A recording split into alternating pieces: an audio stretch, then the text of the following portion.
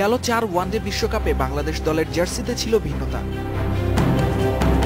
অপেক্ষা কেমন হচ্ছে টাইগারদের পঞ্চম বিশ্বকাপ জার্সি। 2015 বিশ্বকাপের জার্সি তৈরির দায়িত্ব সেজান লিঙ্কনের কাঁধে।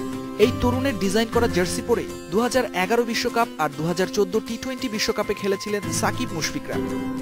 আইসিসি থেকে যে রুলস অ্যান্ড রেগুলেশনগুলো আছেন সবগুলো মেনটেনেন্স করে কোথায় কোন রেশিও অনুযায়ী কি হবে, দেন স্পন্সরের টাইটেল নেমটা কোথায় যাবে, সবকিছু মেনটেন্স করে আমরা আমাদের এবারের জার্সিটা করেছি।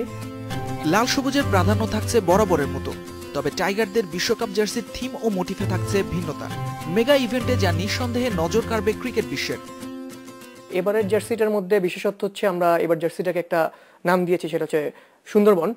সুন্দরবনের টোটাল থিমটাকে নিয়েই যে সুলবনের যে ম্যানগ্রোভের যে মেইন টেক্সচারটা সেটাকে নিয়ে আসলে এবারে জার্সিটা করা, এবং আপনারা খুব ইজিলি এটাকে দেখলেই ফিল করতে পারবেন যেটা সুন্দরবন থেকেই মানে কোনো একটা কিছু রিপ্রেজেন্ট করছে। পতাকার যে বাটল গ্রিন যে কালারটা ওইটা ইউজ করা হয়েছে, এবং ওইটার বাটল গ্রিনের ইয়েটা অনেক বেশি আছে, রেশিওটা রেডও আছে, আমরা হাতায় স্লিভে রেড ইউজ করেছি।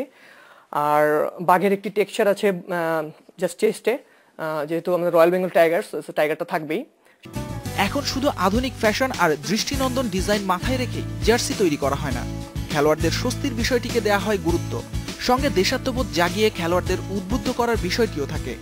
প্রপার জার্সির মেইন ইস্যুস হচ্ছে design and fabric. New Zealand and অস্ট্রেলিয়াতে সেই সময় যে ওয়েদার কন্ডিশন থাকবে সেই কন্ডিশনের উপর বেস করে আমরা ফ্যাব্রিকের ময়শ্চারাইজিংটা আমরা ওই লেভেলে করেছি। বিশ্বকাপে অংশ নিতে 24 জানুয়ারি দেশ ছাড়বে টাইগাররা, আর এর আগেই আনুষ্ঠানিকভাবে উন্মোচন করা হবে বিশ্বকাপ জার্সি। তবে টাইগার ফ্যানদের এই জার্সি পেতে অপেক্ষা করতে হবে আরও কিছুদিন। সাইদ সাদি, ইন্ডিপেন্ডেন্ট নিউজ, ঢাকা।